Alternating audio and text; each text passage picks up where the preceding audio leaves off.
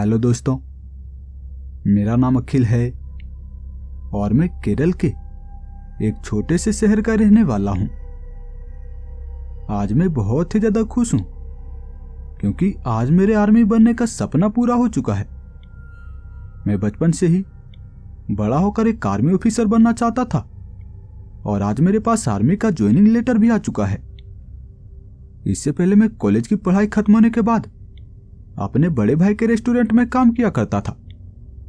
वो मुझसे बार बार कहा करते थे कि अखिल, तुम्हें काम करने की जरूरत नहीं है, मैं सारे काम संभाल लूंगा, तू पढ़ाई लिखाई पे ध्यान दे और कोई अच्छी सी नौकरी ले ले। लेकिन मैं भी उनसे कह दिया करता कि भैया, मैं अपनी तरफ से मेहनत तो भरपूर कर रहा हूं, लेकिन कुछ किस्मत की भी बात होती है। अगर मेरी किस्मत में कोई सरकारी नौकरी हुई तो वो मुझे मिल ही जाएगी। और देखिए, मेरी किस्मत ने मेरा साथ दिया और आज मेरी नौकरी आर्मी ऑफिसर में लग गई। अगले 20 दिन बाद ही मुझे ट्रेनिंग के लिए जाना है। मुझे बचपन से एक आदत है, जब मैं सिर्फ 12 साल का था तभी से मैं यहाँ अपने शहर के बाहर वो जो छोटी सी पहाड़ी है वहां मैं जाया करता हूं। दरअसल वो पहाड़ी एक पार्क से लगकर है जहां कई सारे बंदरों का एक झुंड रहता है। मैं हर रोज शाम के वक्त वहां जाता हूं, अपने साथ कुछ फलों को भी लेकर जाता हूं जो मैं उन बंदरों को खाने के लिए देता हूं। उसके बाद मैं वहीं पार्क में ही रनिंग किया करता हूं। ये मेरा प्रत्येक दिन का काम है।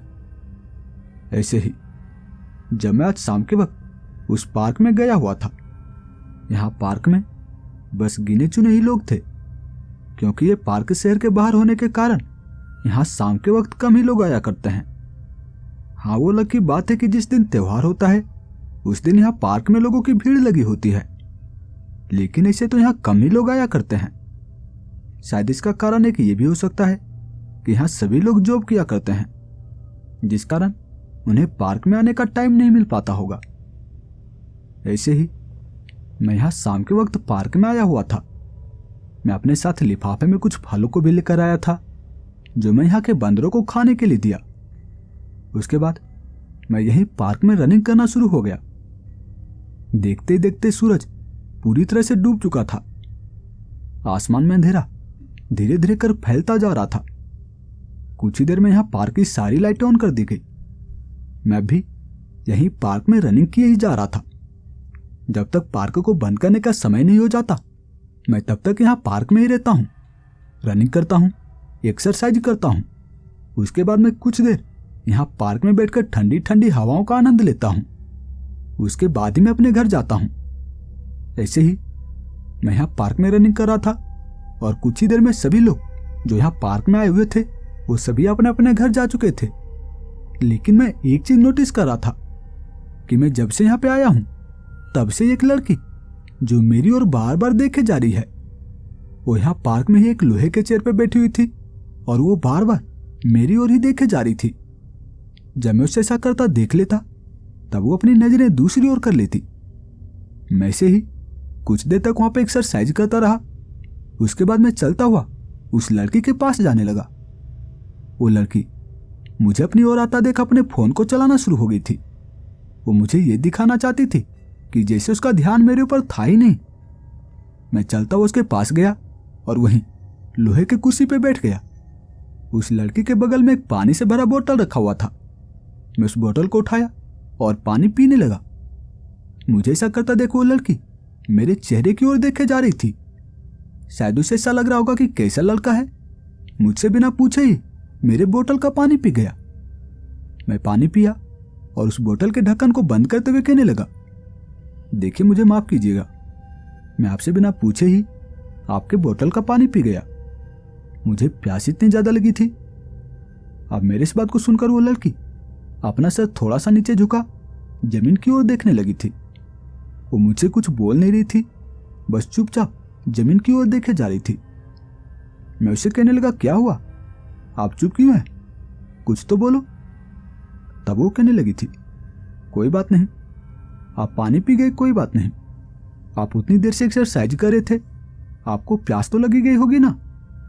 देखिए, मैं आपको कुछ दिनों से नोटिस कर रही हूं कि आप यहाँ शाम के वक्त आते हैं और फिर सबसे पहले आप उन बंदरों को कुछ खाने के लिए देते हैं। उसके बाद काफी देर तक रनिंग एक्सरसाइज किया करते हैं। आप ऐसा कैसे कर पाते हैं? सच कहूं तो मुझसे 10 कदम दौड़ा तक नहीं जाता और आप घंटों घंटों रनिंग किया करते हैं। कैसे? इतना ज्यादा स्टेमिना आपके पास कैसे है? तब मैं भी उसे कहने लगा, शायद इसका एक कारण यह भी हो सकता है कि जब मैं सिर्फ 12 साल का था तब से मैं यहाँ पार्क में आया करता हूँ, रनिंग किया करता हूँ। एक कहावत है ना कि जिस काम को आप बार बार करते हैं उस काम में आप माहिर बन जाते हैं। इसीलिए मैं शायद इतनी देर तक दौड़ पाता हूँ। लेकिन आप बताइए, आप यहाँ अब तक पार्क में बैठी हुई हैं, रात के 8 बजने को हैं और आप यहाँ पूरे पार्क में अकेली लड़की हैं। क्या आपको गुंडे मवालियों से डर नहीं लगता? तो इसका कहना था, देखो मुझे इसे शांत जगह पे बैठना बहुत ज्यादा पसंद है, इसीलिए मैं हर रोज यहाँ शाम के वक्त आया करती हूँ। यहाँ पेड़ों से लगकर ठंडी ठंडी हवाएं आती है जो मन को शांति भरा सुकून प्रदान करती है, जिस कारण मैं यहाँ घंटों बैठी रहती हूँ। और रही गुंडे मवालियों की बात, तो किसी में इतनी हिम्मत नहीं है कि कोई मुझे छेड़ना तो दूर मेरी तरफ आंख उठाकर भी देख ले। यहाँ पार्क के बाहर मेरे 4 बॉडीगार्ड कार लेकर खड़े हैं, वो उनका कचूमर बना देंगे। खैर, तुम रनिंग तो कर चुके हो, अब घर जाओगे या यहीं रहोगे? तब मैं भी उसे कहने लगा, घर जाऊंगा ना, मैं यहाँ पे क्या करूंगा? तो वो कहने लगी थी, तो हम चलें। फिर हम चलते हुए पार्क से बाहर आ गए और सच में यहाँ बाहर उस लड़की के 4 बॉडीगार्ड खड़े थे जो वहीं कार के पास खड़े थे।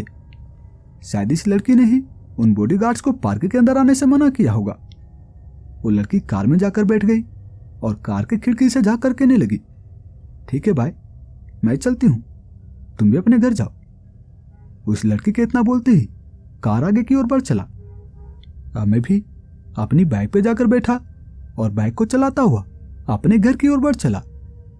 मैं जाते वक्त सोच रहा था, वो लड़की कौन होगी? यकीनन वो लड़की किसी रिच फैमिली से होगी, तभी तो उसके साथ हमेशा बॉडीगार्ड से रहता है। मैं उसी लड़की के बारे में सोचता हुआ अपने घर पहुंचा।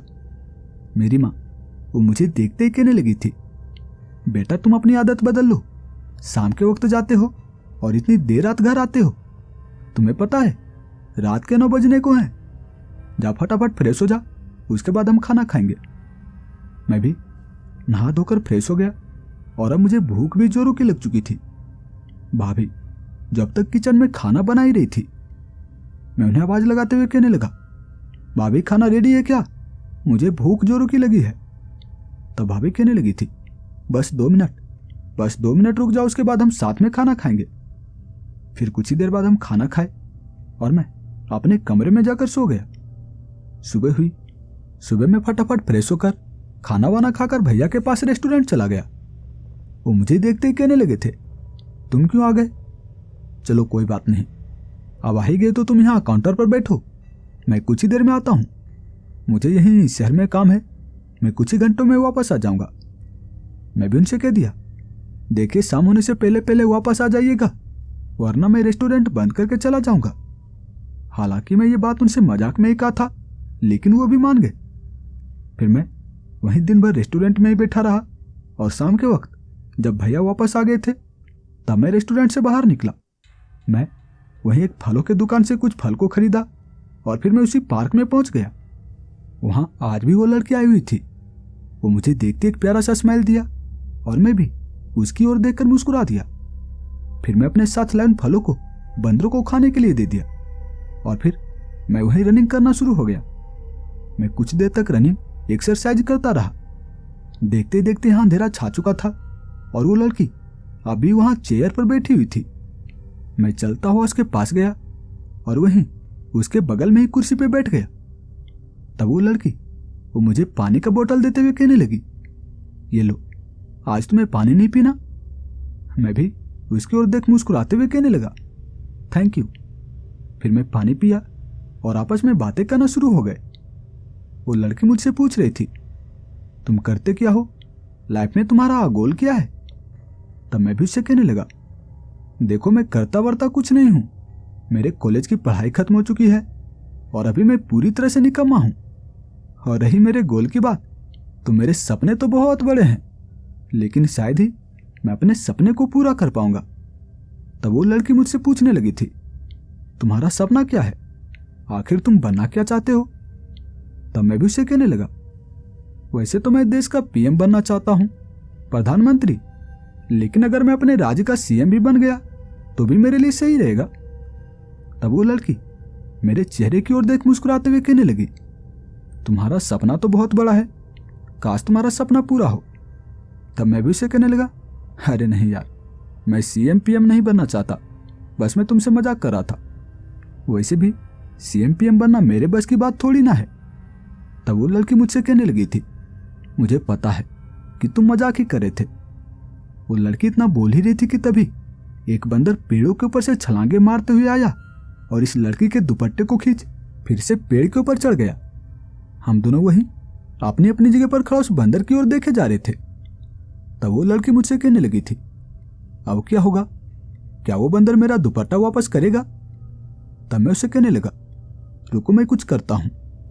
इतना बोलकर मैं अपने टी शर्ट को उतारा और उस बंदर की ओर फेंकने लगा, क्योंकि मैंने पहले ही YouTube पे एक कार्टून वीडियो में देख रखा था कि जब एक टोपी बेचने वाले व्यक्ति के सभी टोपियों को लेकर बंदर पेड़ के ऊपर चढ़ जाता है, तब वो व्यापारी, टोपी का व्यापारी, अपने सर पे पहने उस टोपी को उतारता है और उसे उस बंदर की ओर फेंकता है।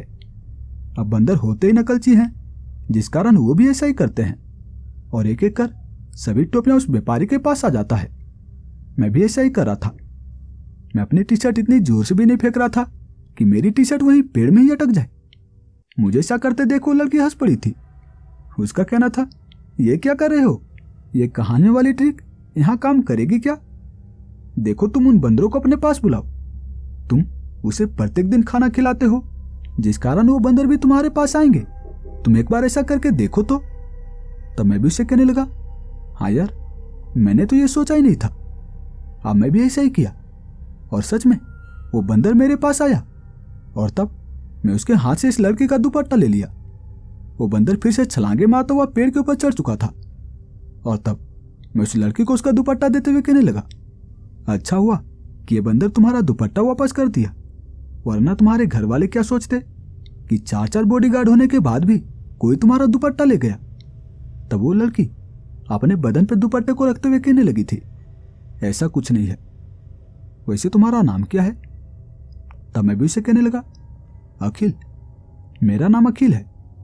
तो उसका कहना था, निकिता, मेरा नाम निकिता है।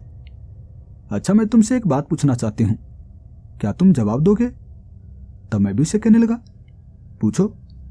तो उसका कहना था, देखो सच सच बताना, क्या तुम्हारे लाइफ में कोई लड़की आई है क्या, कॉलेज के दिनों में या फिर कभी? तब मैं भी मुस्कुराते हुए कहने लगा, देखो अगर मैं उसके बारे में तुम्हें बताना शुरू हो गया तो रात के 10 यहीं बज जाएंगे, रात के 9 बजने को हैं। कल मैं तुम्हें बताऊंगा उस धोखेबाज लड़की के बारे में। चलो भी हम घर चलते हैं। तब वो लड़की भी कहने लगी थी, ठीक है, वैसे भी पार्क बंद करने का समय हो गया है, अब हमें घर तो जाना ही होगा। फिर हम चलते हुए पार्क से बाहर आ गए। वो भी अपने कार में बैठी और अपने घर की ओर बढ़ चली। मैं भी अपने बाइक पे बैठा और बाइक को चलाता हुआ अपने घर पहुंचा, खाना खाया और अपने कमरे में जाकर सो गया। सुबह हुई और आज मैं फिर से दिन भर रेस्टोरेंट में काम किया और शाम के वक्त कुछ फलों को अपने साथ लेकर रनिंग करने के लिए उसी पार्क में पहुंच गया। वो लड़की आज भी यहाँ पार्क में आई हुई थी। वो मुझे देखते ही कहने लगी, अखिल आओ ना, हम यहाँ बैठकर आपस में बातें करते हैं। लेकिन मैं मुस्कुराते हुए कहने लगा, पहले मैं रनिंग कर लूँ, एक्सरसाइज कर लूँ, उसके बाद हम आपस में बैठकर बातें करेंगे। वो लड़की भी मान गई थी और मैं अपने साथ लाए उन फलों को बंदरों को खाने के लिए दे दिया और मैं फिर वहीं पार्क में रनिंग करना शुरू हो गया। मैं कुछ देर तक रनिंग करता रहा और देखते देखते शाम हो चुकी थी। यहाँ आसमान में अंधेरा धीरे धीरे करके छाता जा रहा था और मैं ऐसे ही वहां कुछ देर तक रनिंग एक्सरसाइज करता रहा। उसके बाद मैं वहीं उसी लड़की के पास जाकर कुर्सी पे बैठ गया। आज वो लड़की फिर से मुझे पानी का बोतल देते हुए कहने लगी थी, लो पानी पी लो। मैं भी पानी पिया और उसे थैंक यू बोला। तो वो लड़की कहने लगी थी, बताओ, तुम कल कह रहे थे ना कि मैं तुम्हें कल उस लड़की के बारे में बताऊंगा, उस धोखेबाज लड़की के बारे में बताऊंगा, बताओ कौन है वो लड़की? तब मैं भी उसे कहने लगा, देखो ये बात मेरे कॉलेज के दिनों की है। जब मैं कॉलेज में पढ़ा करता था। मुझे वहां कॉलेज में एक लड़की बहुत ही ज्यादा पसंद थी। उसका नाम था नीलू और वो भी मुझे पसंद किया करती थी। हम आपस में बातें करने लगे, हमारी दोस्ती हुई और कुछ ही दिन में हमारी ये दोस्ती प्यार में बदल गई। मैं नीलू को काफी ज्यादा पसंद किया करता था। वो होता है ना सच्चा प्यार। मैं नीलू से सच्चा प्यार किया करता था, लेकिन शायद नीलू को एक नहीं बल्कि कई सारे बॉयफ्रेंड बनाना पसंद था। एक दिन जब मैं अपने बड़े भैया के साथ रेस्टोरेंट में काम कर रहा था, उस दिन 2 वेटर कम आए थे। फेस्टिवल का दिन था, जिस कारण रेस्टोरेंट में भीड़ काफी ज्यादा थी। भीड़ को संभालने के लिए मैं भी वेटर का काम कर रहा था कि तभी मैंने देखा वहां रेस्टोरेंट में नीलू भी किसी और लड़के के साथ आई हुई थी। वो मुझे देखते जैसे एक पल के लिए चौंक गई और तब मैं नीलू से कहने लगा, मैडम ये लड़का कौन है जो आपके साथ आया है? मैं नीलू से बात इस तरीके से पूछा था कि जो नीलू के साथ लड़का था उसे ये ना पता चले कि नीलू मुझे जानती है। तब नीलू मुझे थोड़ा गुस्सा होकर कहने लगी थी, कोई भी हो, तुम्हें उससे क्या करना है?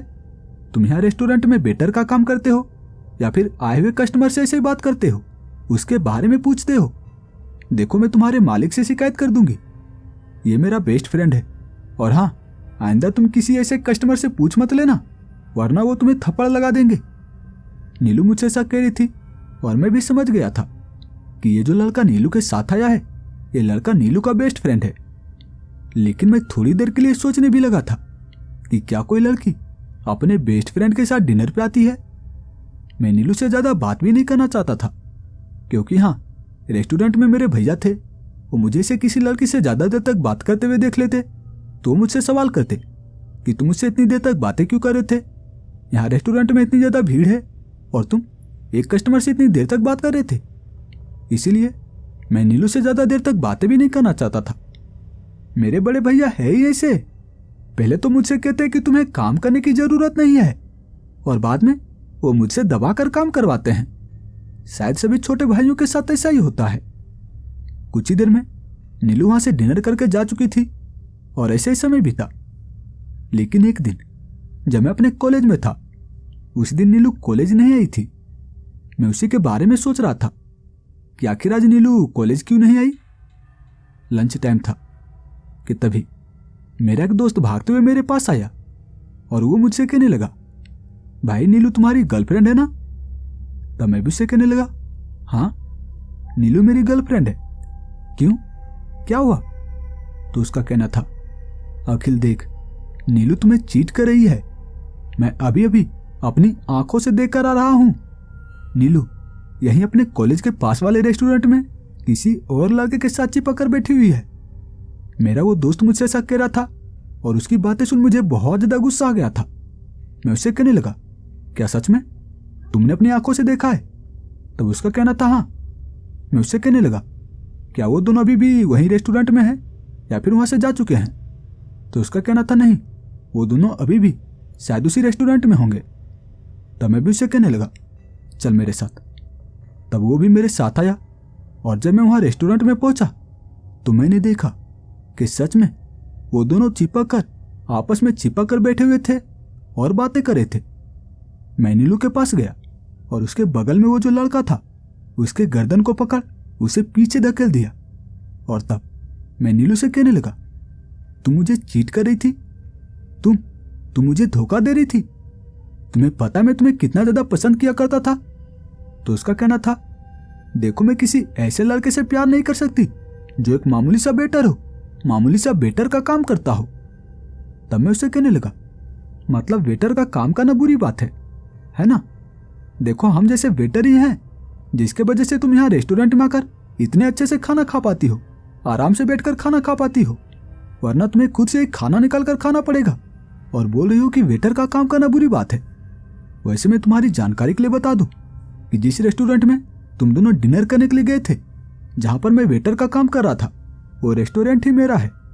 लेकिन फिर भी मेरा मानना यह है कि कोई भी काम छोटा या बड़ा नहीं होता। मेरे इस बात को सुनकर नीलू मुझसे कहने लगी थी, देखो अखिल मुझे माफ कर दो, मुझसे बहुत बड़ी गलती हो गई। लेकिन मैं उसे साफ साफ कह दिया, देखो मैं किसी ऐसे लड़की से प्यार नहीं कर सकता जो मेरे पीठ पीछे मुझे धोखा देती हो, मेरे अलावा किसी और लड़के को पसंद करती हो। मैं नीलू से इतना बोलकर अपने कॉलेज वापस आ गया और ऐसे ही हमारा ब्रेकअप हुआ था। मैं निकिता से शक कह रहा था और तब निकिता मेरे चेहरे की ओर देखते हुए कहने लगी थी, तो तुम्हें कैसी लड़कियां पसंद है? तब मैं उससे कहने लगा, देखो मैं दोबारा इन सब चक्करों में पड़ना नहीं चाहता। सच बता रहा हूं, बहुत दर्द होता है किसी लड़की को भुलाने में। मैं निकिता से ऐसा कह रहा था और तब निकिता वो मुझसे कहना शुरू हो गई थी, देखो सभी लड़कियां एक जैसी नहीं होती, बस कुछ लड़कियां होती है जो लड़कों को धोखा दे देती है। तब मैं उससे कहने लगा, यार तुम उन सब बातों को छोड़ो, देखो रात के 9 बजने को हैं, पार्क बंद करने का समय हो गया है, चलो हम अपने घर चलते हैं। तब निकिता भी उठ खड़ी हुई थी और हम चलते हुए पार्क से बाहर आ गए। वो अपने कार में बैठी और अपने घर की ओर बढ़ चली। मैं भी अपने बाइक को चलाता हुआ अपने घर पहुंचा। माँ मुझसे कह रही थी, बेटा मैं तुमसे कितनी बार कहूं कि तुम वहां देर रात तक पार्क में मत रुका करो, जल्दी ही घर आ जाया करो, लेकिन तुम हो कि मानते ही नहीं। माँ मुझसे ऐसा कह रही थी और मैं उनकी बातों को नजरअंदाज करते हुए बाथरूम में चला गया। फटाफट नहाया, फ्रेश हो गया, उसके बाद खाना खाकर अपने कमरे में जाकर सो गया। सुबह हुई और वो पूरा दिन मैं रेस्टोरेंट में निकाला। शाम के वक्त मैं कुछ फलों को अपने साथ लेकर पार्क में पहुंच गया। मैं वो फल बंदरों को खाने दिया और कुछ देर तक मैं वहीं पार्क में ही रनिंग एक्सरसाइज करता रहा।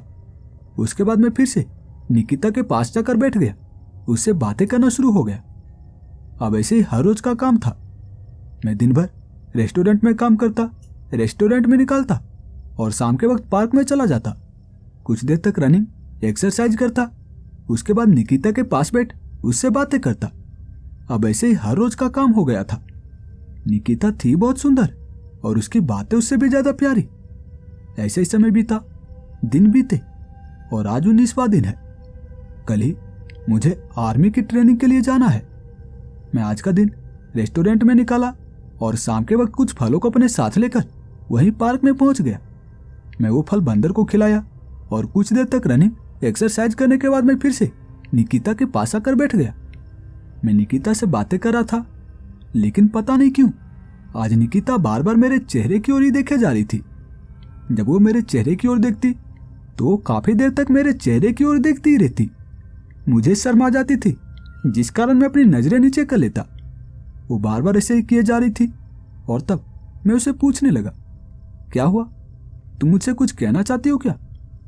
देखो अगर कुछ कहना है तो अभी बता दो, वरना पता नहीं मैं कल के बाद तुमसे मिल भी पाऊंगा या नहीं। मैं निकिता से ऐसा कह रहा था और तब निकिता थोड़ी देर तक सोचने के बाद मुझसे कहने लगी थी, देखो मैं तुमसे कहना तो बहुत कुछ चाहती हूं, लेकिन तुम बुरा तो नहीं मानोगे। तब मैं उसे कहने लगा, पिछले 19 दिनों से हम साथ हैं ना, ढेर सारी बातें की हैं, लेकिन क्या मैं कभी तुम्हारी बातों का बुरा माना हूं जो आज मैं तुम्हारी इस बात का बुरा मान जाऊंगा? कहो क्या कहना चाहती हो? तब वो मुझसे कहने लगी थी, अखिल पता नहीं क्यों लेकिन मैं तुम्हें पसंद करने लगी हूं। पिछले 19 दिनों में तुम मुझे काफी ज्यादा पसंद आ गए। जब मैं तुम्हें पहली बार यहाँ पार्क में देखी थी तभी मुझे ऐसा लगा था कि तुम में कुछ तो खास बात है, तुम बाकी लड़कों से अलग हो। उसके बाद हम आपस में बातें करने लगे और तुम्हारे बात करने का तरीका, तुम्हारी बातें सुन मुझे ऐसा लगता कि बस मैं तुम्हारी बातों को सुनती ही रहूं, हमेशा तुम्हारे पास ही बैठी रहूं। ऐसे ही मेरा लगाव तुम्हारे प्रति बढ़ता गया। मैं तुमसे ये बात कब का कहना चाहती थी, मैं कब का तुम्हें बताना चाहती थी कि मैं तुम्हें पसंद करने लगी हूं, लेकिन मुझे नीलू की घटना याद आ जाती। नीलू, उसने तुम्हें धोखा दिया था, जिस कारण तुम्हारा कहना था कि अब मैं इन सब चक्करों में पड़ना नहीं चाहता, अब मैं किसी और लड़की को अपना गर्लफ्रेंड नहीं बनाना चाहता। यही सोचकर मैं डर जाया करती कि कहीं तुम मुझे भी तो ना नहीं कह दोगे।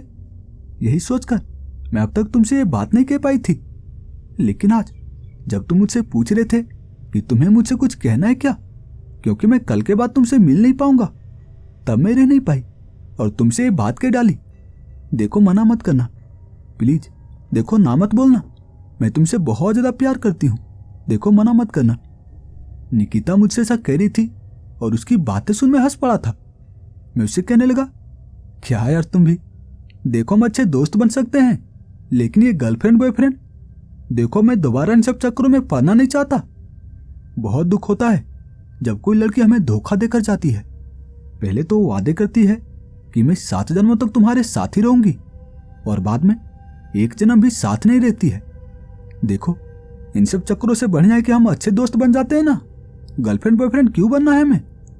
तब निकिता वो मेरे हाथ को पकड़ते हुए कहने लगी थी, देखो अखिल, सभी लड़कियां एक जैसी नहीं होती। तुम सभी लड़कियों को एक ही नजरिए से क्यों देखते हो? मानती हूं कि नीलू तुम्हें धोखा देकर चली गई, लेकिन मैं हमेशा तुम्हारे साथ ही रहूंगी। मैं कभी तुम्हें छोड़कर नहीं जाऊंगी।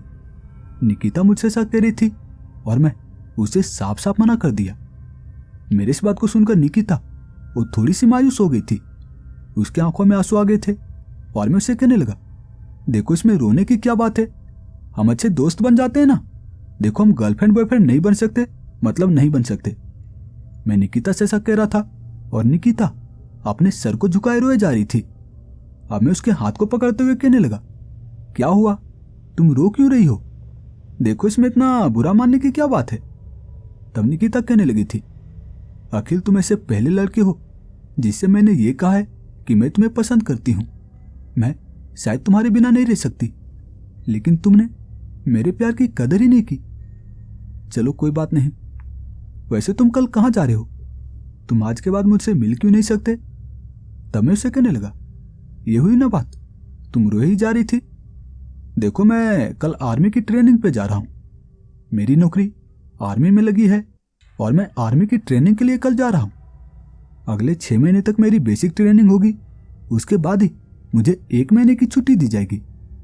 मैं निकिता से ऐसा कह रहा था और तब निकिता मेरे चेहरे की ओर देखते हुए कहने लगी थी, मतलब तुमने मुझे इतनी सी भी बात बताने के लायक नहीं समझा कि तुम एक आर्मी ऑफिसर बनने वाले हो? जब मैं तुमसे पूछ रही थी कि तुम क्या बनना चाहते हो, तुम्हारे लाइफ में गोल क्या है, तब तुम मुझसे कह रहे थे कि तुम निकम्मा हो, तुम करते कुछ नहीं हो, बड़ी बड़ी बातें फेंक रहे थे। लेकिन असल में तुम एक आर्मी ऑफिसर बनने वाले हो, सोल्जर बनने वाले हो। तुमने मुझे ये तक बताना सही नहीं समझा। निकिता मुझसे ऐसा कह रही थी और मैं उससे कहने लगा, कैसी बात कर रही हो निकिता? देखो, अगर मुझे बताना नहीं होता तो अभी मैं तुमसे ये बात क्यों कहता? अभी मैं तुम्हें ये बात क्यों बताता? तब निकिता कहने लगी थी, हाँ मैं सब समझती हूँ। तब मैं उससे कहने लगा, अच्छा ठीक है, चलो, देखो रात के 9 बजने को हैं। तब निकिता अपना फोन देते हुए कहने लगी थी, अपना नंबर डायल कर दो, अगर मुझे तुमसे कभी बात करना होगा तब मैं तुम्हें कॉल कर पाऊंगी। तब मैं भी उसके फोन में अपना नंबर सेव कर दिया और उसका नंबर भी मैं अपने फोन में सेव कर लिया। उसके बाद हम चलते हुए पार्क से बाहर आ गए, अपने कार में बैठी और अपने घर की ओर बढ़ चली। मैं भी अपने बाइक को चलाता हुआ अपने घर पहुंचा। मेरी माँ मुझसे कह रही थी, कल तुम्हें ट्रेनिंग पे जाना है और आज भी तुम इतनी देर रात घर आ रहे हो। वो तो अच्छा है कि तुम्हारी भाभी ने तुम्हारे सभी जरूरत के सामानों को बैग में पैक कर दिया है। जाओ, जाके एक बार चेक कर लो, कोई सामान छूट तो नहीं गया। तब मैं भी कमरे में गया और बैग को खोल सभी सामानों को चेक करने लगा। उसमें कुछ डॉक्यूमेंट कम थे। मैं सभी डॉक्यूमेंट को अपने बैग में रखा और कल होने का इंतजार करने लगा। रात बीती और सुबह हो गई। आज मुझे ट्रेनिंग के लिए निकलना था। भैया मुझे रेलवे स्टेशन तक छोड़ने आए थे। जल्द ही वो पल भी आ गया जब मैं ट्रेनिंग सेंटर में खड़ा था। पहले तो मेरी रीडॉक्यूमेंट वेरिफिकेशन किया गया, उसके बाद री मेडिकल चेकअप, और ये सब हो जाने के बाद मेरे बालों को बिल्कुल छोटा छोटा हेयर कटिंग कर बिल्कुल छोटा छोटा कर दिया गया था। और फिर मुझे कुछ खास तरह के ड्रेस दिए गए, जैसे कि मुझे ट्रेनिंग के दौरान क्या पहनना है, ट्रेनिंग से वापस आने के बाद बैरक रूम में आने के बाद मुझे क्या पहनना है। इसी से रिलेटेड मुझे कुछ खास तरह के ड्रेस दिए गए थे। और फिर मेरी ट्रेनिंग शुरू हो गई। मैं पूरे दिन ट्रेनिंग लेता रहा और शाम के वक्त जब मैं अपने बैरक रूम में वापस आया तब मैं अपने फोन को चेक करना चाहता था। मैं अपने साथ फोन को भी लेकर आया था, लेकिन कुछ नियम थे कि ट्रेनिंग के दौरान हमें अपने साथ फोन को नहीं लेकर जाना। आप फोन का इस्तेमाल तभी कर सकते हैं जब आप शाम के वक्त अपने बैरक रूम में वापस आएंगे, वो भी ज्यादा से ज्यादा 10 मिनट तक। उससे ज्यादा अगर आप फोन का इस्तेमाल करते हैं तो पकड़े जाने पे आपको रगड़ा मिलेगा, आपको पनिशमेंट दी जाएगी। ऐसा नियम था, इसीलिए मैं आज बैरक रूम के इस बड़े से अलमारी से अपना फोन निकाला ही नहीं। खाना खाया और रात के 10 बजे सोने की घंटी बज गई। मैं अपने बेड पे जाकर सो गया। फिर सुबह के लगभग 5:45 बजे बिगुल को बजाया गया। बिगुल की आवाज होते ही ट्रेनिंग पे आए सभी जवानों को उठना था। मैं भी उठा। हमारे उठते हमें पीने के लिए चाय दिया गया ताकि हमारी नींद अच्छे से भाग सके। हम चाय पिए, उसके बाद फटाफट फ्रेश हो गए और फिर से हमारी ट्रेनिंग शुरू हो गई। फिर पूरे दिन ट्रेनिंग चली और शाम के वक्त मैं अपने बैरक रूम में आ गया, खाना खाया और अपने बेड पे जाकर सो गया। अब ऐसे हर रोज का काम था। हमारे शरीर को हर रोज फौजी के ढांचे में ढाला जाता। हमें तरह तरह के पैतरे सिखाए जाते कि कैसे मुश्किल से मुश्किल वक्त में दुश्मनों का सामना करना है, कैसे मुश्किल से मुश्किल वक्त में हमें डटकर खड़ा रहना है। ऐसे ही हमारे शरीर को लोहा बनाया जा रहा था और ऐसे समय बीतता गया। लेकिन अब जब मैं ट्रेनिंग के बाद यहाँ अपने बैरक रूम में वापस आता, अपने बेड पे लेटता, तब मुझे निकिता की याद आने लगी थी। उसकी बातें जो मेरे दिमाग में घूमती, लेकिन मैं उस पर ज्यादा ध्यान नहीं देना चाहता था। मैं यहाँ आर्मी बनने के लिए आया था, फौजी बनने के लिए आया था और मैं इन सब बातों पे ध्यान नहीं देना चाहता था। लेकिन पता नहीं क्यों मेरे दिमाग में निकिता की यादें वो बार बार आती। मुझे ऐसा लगता कि मैं शायद निकिता को पसंद करने लगा था, लेकिन उस समय मुझे ऐसा क्यों नहीं लग रहा था कि मैं निकिता को चाहने लगा हूं, निकिता को पसंद करने लगा हूं। और अब जब मैं यहाँ ट्रेनिंग पे आया हूं, लगभग 1 महीने बीतने को हैं और अब मुझे निकिता की बहुत ज्यादा याद आती है। उसकी बातें मेरे दिमाग में घूमती है। मैं समझ नहीं पा रहा था क्या करूं। मैं निकिता को कॉल करके उससे बातें करूं क्या? मैं जब से यहाँ पे आया हूं तब से एक बार भी अपने फोन का इस्तेमाल नहीं किया हूं। मेरा फोन बैरक रूम के इस अलमारी में रखा हुआ है। क्या करूं? मैं अपने फोन को अलमारी से बाहर निकालूं, निकिता से बातें करूं। 10 मिनट तक तो मैं बातें कर सकता हूं ना निकिता से। मैं 10 मिनट तक बातें कर सकता हूं, उसके बाद मैं सो जाऊंगा। मैं यहाँ बैरक रूम में अपने बेड पे लेटा हुआ था और मेरा मन बार बार निकिता से बातें करने को कर रहा था। मैं अपने बेड पर से उठा और बैरक रूम के उस अलमारी को खोल उससे अपने मोबाइल को निकाला। मेरा फोन साइलेंट पे था और अब मेरे फोन की बैटरी मात्र 20% ही बची थी। मैं अपने फोन में आए हुए सभी कॉल को चेक करने लगा। मेरे फोन में कई सारे कॉल आए हुए थे, लेकिन सबसे ज्यादा कॉल निकिता का ही था। वो मुझे पिछले 28 दिनों में 500 से ज्यादा बार कॉल कर चुकी थी और अब मैं उसे कॉल करना चाहता था, उससे बातें करना चाहता था। मैं उसे कॉल लगा दिया। कुछ देर तक रिंग हुई, उसके बाद उसने कॉल उठाया। उसके कॉल उठाते मैं उससे कहने लगा, हेलो निकिता। मैं उससे बार बार ऐसा कह रहा था, लेकिन वो मेरी बातों का कोई भी जवाब नहीं दे रही थी। मैं उसे काफी देर तक पूछता रहा, कुछ तो बोलो यार, कॉल उठा के चुप क्यों हो? तब उसने कहना शुरू किया था, अब याद आई है तुम्हें? पता मैं तुम्हें कितनी बार कॉल कर चुकी हूं। ना तो तुम कॉल उठा रहे थे और ना ही कॉल रिटर्न कर रहे थे। आज कॉल की हो इतने दिन बाद, अब याद आई है मेरी। निकिता ये बात काफी मायूसी भरे शब्दों में मुझसे कह रही थी और मैं उससे कहने लगा, यार मुझे ऐसा क्यों लग रहा है कि तुम जैसे मायूस हो? तब निकिता कहने लगी थी, नहीं मैं मायूस क्यों रहूंगी? तब मैं उसे कहने लगा, देखो निकिता झूठ मत बोलो, मैं तुम्हारे बात करने के तरीके से कह सकता हूं कि तुम थोड़ी तो मायूस हो। तब निकिता कह रही थी, देखो तुम मुझे कॉल नहीं करोगे और ना ही मेरे कॉल को उठाओगे तो मैं मायूस नहीं तो क्या मैं खुश रहूंगी? देखो अखिल, मैं तुम्हें बहुत ज्यादा पसंद करती हूं, लेकिन तुम हो कि मेरे फीलिंग को समझते ही नहीं। निकिता मुझसे ऐसा कह रही थी और मैं चुप था। तब निकिता कहने लगी थी, बताओ सोल्जर, तुम्हारी ट्रेनिंग कैसी चल रही है? निकिता मुझसे ऐसा कह रही थी और तब मैं उसे कहने लगा था, ट्रेनिंग तो सही चल रही है, लेकिन देखो मैं माफी चाहता हूं, यहाँ पे मोबाइल यूज करना अलाउ नहीं है। वो तो मैं किसी तरह से चोरी छुपे तुमसे बात कर पा रहा हूँ। पिछले 28 दिनों से मेरा फोन अलमारी में पड़ा था, जिस कारण ना तो मैं तुम्हारे कॉल को देख पाया और ना ही मैं तुम्हें कभी कॉल कर पाया। देखो माफ करना। तब निकिता कहने लगी थी, क्या सच में वहां तुम अपने कमरे में मोबाइल यूज नहीं कर सकते? तब मैं भी उसे कहने लगा, हाँ यार सच्ची, देखो अगर मैं पकड़ा गया ना तो मुझे पनिशमेंट मिल सकती है, इसीलिए मैं तुमसे बात नहीं कर पा रहा था। तब निकिता कहने लगी थी, यार सॉरी, देखो मुझे पता नहीं था इसलिए मैं तुम्हें इतनी बातें सुना दी, बिना मतलब के इतनी बातें सुना दी, मुझे माफ करना। तब मैं भी उसे कहने लगा, अरे कोई बात नहीं। ऐसे ही हम 10 मिनट तक बातें करते रहे। उसके बाद मैं कॉल कट कर सो गया। सुबह हुई और आज मैं फिर पूरे दिन ट्रेनिंग लिया। शाम के वक्त बैरक रूम में आया, खाना खाया और सो गया। अब ऐसे ही हर रोज का काम था, दिन में ट्रेनिंग, शाम के वक्त बैरक रूम में आता, कभी कभार मैं निकिता से बातें कर पाता। अब ऐसे ही हर रोज का काम था। समय बीतता चला गया, दिन बीतते चले गए, महीने बीते, और कल मेरी बेसिक ट्रेनिंग पूरी हो जाएगी। मुझे कल 1 महीने की छुट्टी दी जाएगी। उसके बाद मैं अपने घर जा पाऊंगा। मैं बहुत ही ज्यादा खुश हूं। मैं घर जाकर सबसे पहले निकिता से मिलना चाहता हूं।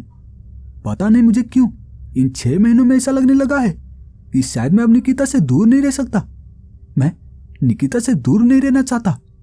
मैं सबसे पहले घर जाकर निकिता से मिलना चाहता हूं। रात बीती और सुबह हो गई। मैं ट्रेन के जरिए अपने शहर पहुंचा। रेलवे स्टेशन पर मुझे लेने के लिए मेरे बड़े भैया आए थे और मैं बाइक पे बैठ अपने घर पहुंचा।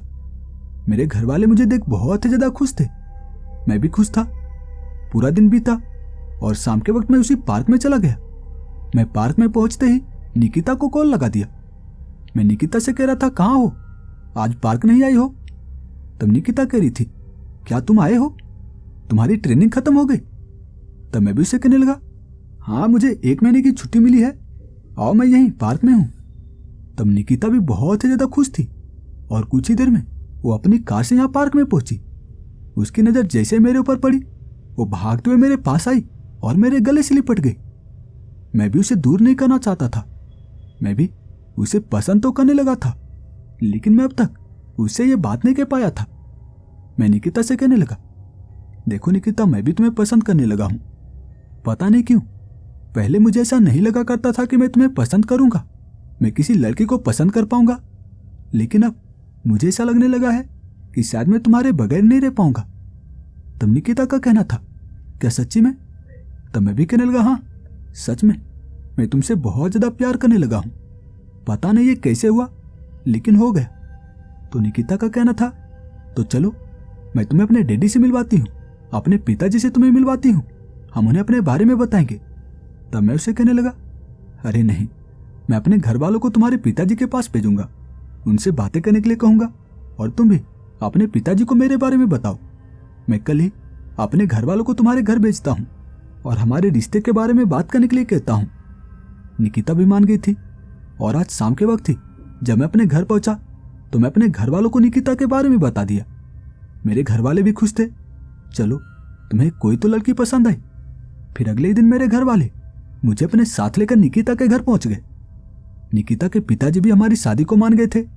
निकिता के पिताजी वो इस शहर के जाने माने बिजनेसमैन थे, लेकिन वो हमारी शादी को मान गए थे।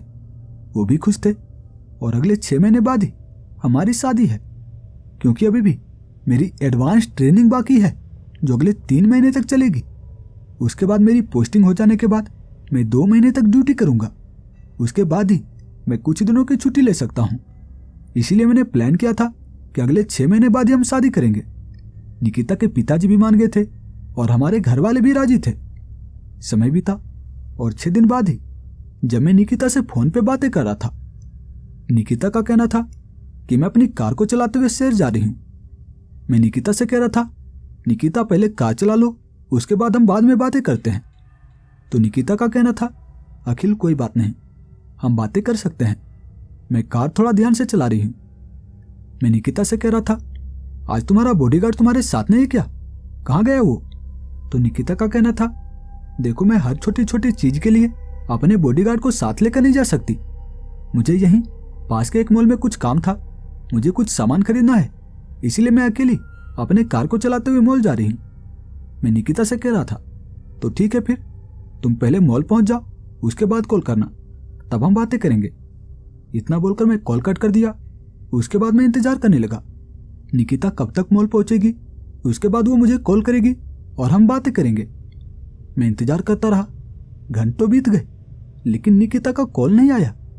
मैं निकिता को कॉल लगाने की कोशिश तो कर रहा था, लेकिन निकिता को कॉल ही नहीं लग रहा था। मुझे यहाँ घर में बैठे बैठे बोरिंग सा फील हो रहा था, इसलिए मैंने सोचा कि चलो मैं कुछ देर तक टीवी में पिक्चर देख लेता हूँ, मूवी देख लेता हूँ, जिससे मेरा ध्यान कुछ देर के लिए निकिता के ऊपर से हट जाएगा। यही सोचकर मैं टीवी को ऑन किया था, लेकिन टीवी में मैंने जो देखा उसे देखकर मेरे दिल की धड़कन तेज हो गई, मेरे पैरों तले जमीन खिसक गई। यहाँ टीवी में न्यूज का चैनल लगा हुआ था और न्यूज में दिखाया जा रहा था जाने माने मशहूर बिजनेसमैन की बेटी निकिता का एक्सीडेंट हो चुका है। एक ट्रक वाले ने उसके कार को ठोका था और न्यूज चैनल पे सिर्फ निकिता के कार को ही दिखाया जा रहा था। न्यूज चैनल वालों का कहना था कि निकिता को यहीं शहर के सबसे बड़े हॉस्पिटल में भर्ती किया गया है, उसके बचने के चांस बहुत कम है। मैं निकिता के कार को देख रहा था। वहां टीवी में निकिता के कार को दिखाया जा रहा था। निकिता का कार, उसका हालत बहुत ही खराब था। उसके कार को देखकर लग रहा था कि जैसे निकिता का कार कई बार पलटा हो, ट्रक से टकराने के बाद कई बार निकिता का कार पलटा हो। मैं समझ नहीं पा रहा था निकिता सही सलामत तो होगी। मैं अपने घर वालों को बताया। मेरे घर वाले भी परेशान थे और फिर हम सभी अपने शहर के सबसे बड़े हॉस्पिटल में पहुंचे। निकिता को ऑपरेशन वाले रूम में रखा गया था और उसके पिताजी वहीं ऑपरेशन वाले रूम के बगल में खड़े थे। उनके साथ और भी कई लोग थे और मैं चलता हुआ उनके पास गया। उनके पिताजी वो काफी ज्यादा परेशान थे और उनका कहना था, देखो बेटा, निकिता की हालत बहुत ज्यादा खराब है, पता नहीं वो बच भी पाएगी या नहीं। उसका ऑपरेशन चल रहा था और मेरी आंखों से आंसू निकलना शुरू हो गया था। कहीं निकिता भी तो मुझे छोड़कर नहीं चली जाएगी। नहीं, उसका कहना था, मैं हमेशा तुम्हारे साथ रहूंगी, मैं कभी तुम्हें छोड़कर नहीं जाऊंगी, वो मुझे छोड़कर नहीं जा सकती। मेरी आंखों से आंसू निकल रहे थे और मेरे घर वाले वो मुझे समझाते हुए कह रहे थे, देखो बेटा, कुछ नहीं होगा, निकिता जल्दी ठीक हो जाएगी।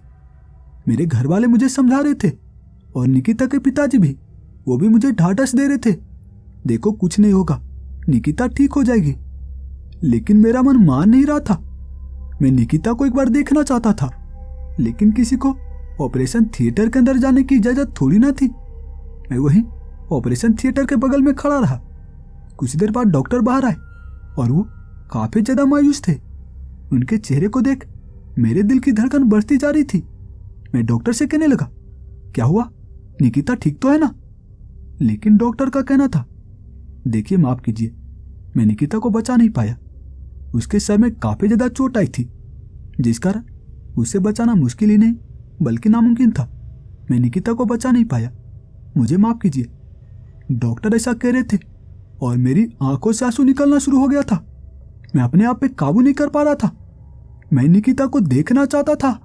मेरा मन मान नहीं रहा था कि निकिता मुझे छोड़कर जा चुकी है।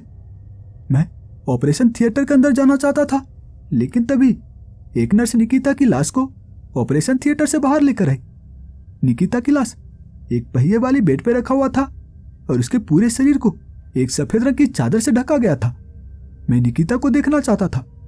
मैं वो सफेद चादर हटाया और जैसे ही मैं निकिता के चेहरे को देखा, मैं जमीन पर गिर पड़ा। निकिता के सर में कई सारे पट्टियां लगाए गए थे, सफेद रंग की पट्टियां जो पूरी तरह से खून से सने हुए थे। उसके सर लगभग फट चुके थे और मैं ये देखकर अपने आप पे काबू नहीं कर पा रहा था। मैं ये मानने को तैयार नहीं था कि निकिता मुझे छोड़कर जा चुकी है। वो मुझसे सच्चा प्यार किया करती थी और मैं भी उसे बहुत ज्यादा प्यार किया करता था। वो मुझे छोड़कर नहीं जा सकती। मैं निकिता के गले लगकर लिपट कर रोए जा रहा था और मेरे घर वाले निकिता के पिताजी समझा रहे थे, देखो बेटा, नियति को कोई नहीं टाल सकता, जो होना था वो हो गया, अब निकिता को भूल जाओ। लेकिन मैं निकिता को अपने से दूर नहीं करना चाहता था। मैं निकिता की लाश को कसकर पकड़ा हुआ था। मेरे घर वाले, निकिता के परिवार वाले मुझे समझा रहे थे, बेटा, अब निकिता की लाश को छोड़ भी दो, उसके लाश का अंतिम संस्कार करना है। लेकिन मैं निकिता को अपने से दूर नहीं जाने देना चाहता था। मैं उसे खोना नहीं चाहता था।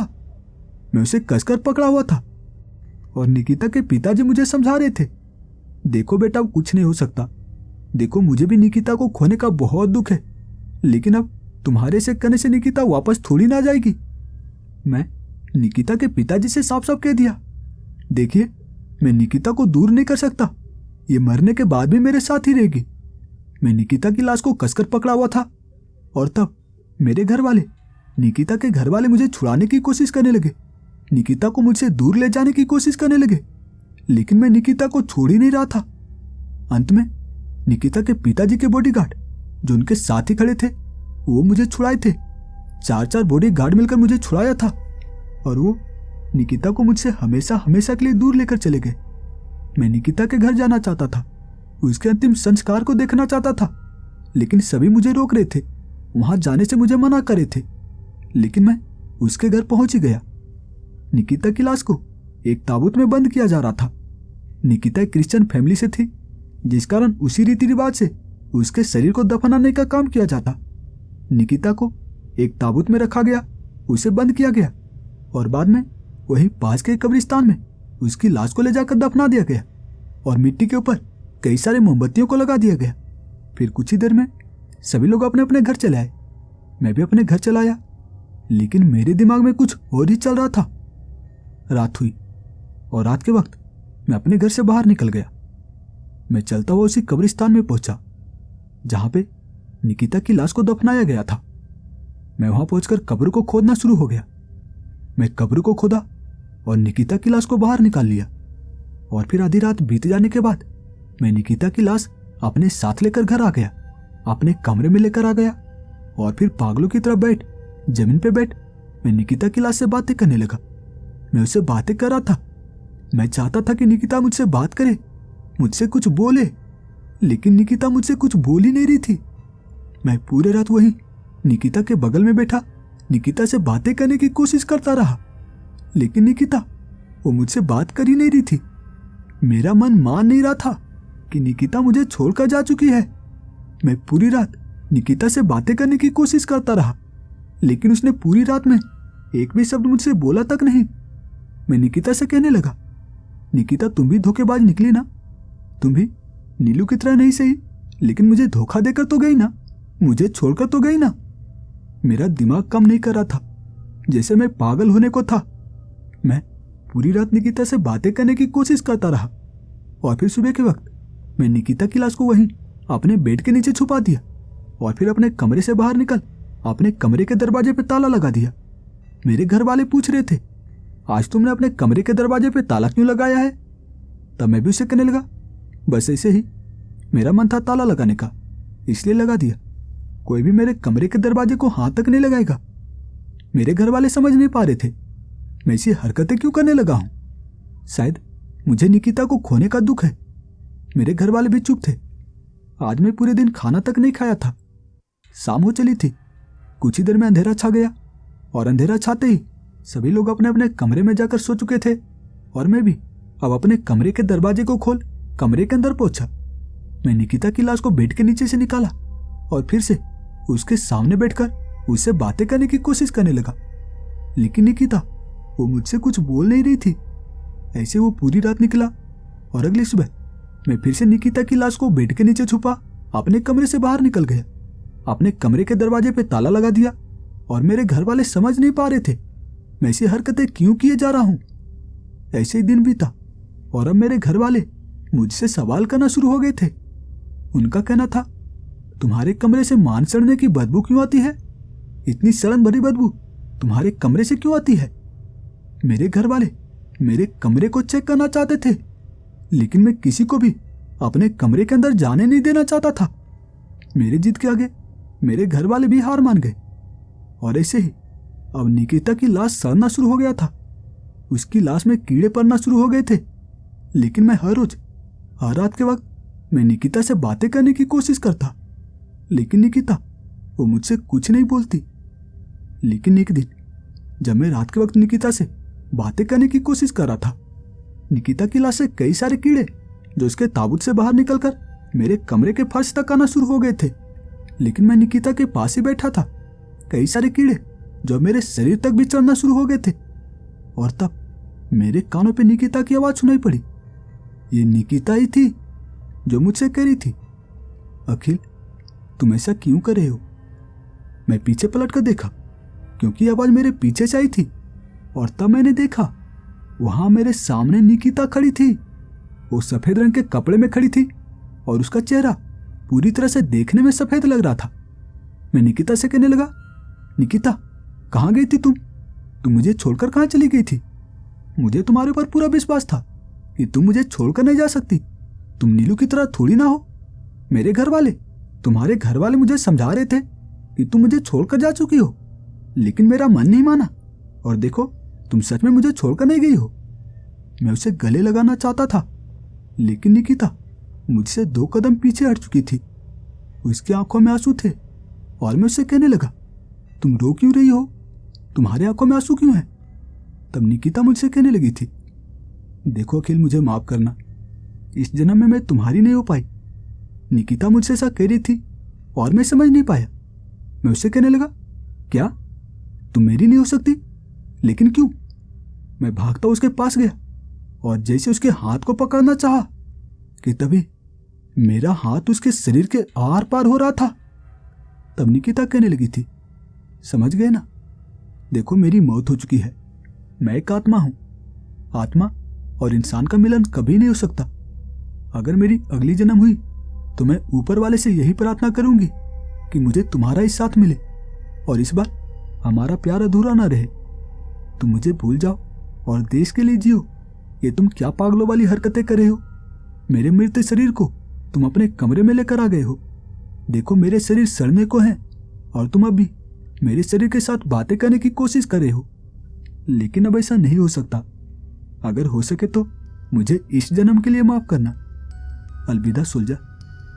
निकिता इतना बोल के मेरे आंखों के सामने से गायब हो चुकी थी और मैं काफी तेज आवाज लगाकर चीखने लगा था, निकिता तू मुझे छोड़कर नहीं जा सकती। कहां चली गई? मेरे चीख की आवाज सुन मेरे घर वाले मेरे कमरे में आ गए थे और मेरे कमरे में निकिता की लाश देख वो पूरी तरह से समझ गए थे कि मेरे कमरे से मांस सड़ने की बदबू कैसे आती थी, कहां से आती थी। उसी समय मेरे भैया निकिता की लाश को अपने साथ लेकर मेरे कमरे से बाहर चले गए। शायद वो कब्रिस्तान में निकिता की लाश को दफनाने के लिए गए होंगे। और अब मैं भी समझ गया था, निकिता सच में मुझे छोड़कर जा चुकी है। मुझे अब देश के लिए जीना है। मैं ऐसे पागलपंती वाली हरकतें नहीं कर सकता। मैं एक सोल्जर हूं, आर्मी हूं। मैं अपने देश के लिए जीऊंगा। समय बीता और आज मैं यहां बॉर्डर पे तैनात हूं। मैं निकिता को पूरी तरह से भूल चुका हूं।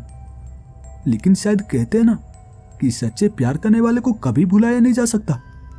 आज भी मुझे जब कभी कभी निकिता की याद आती है तो पता नहीं क्यों मेरे दिल की धड़कन तेज हो जाती है।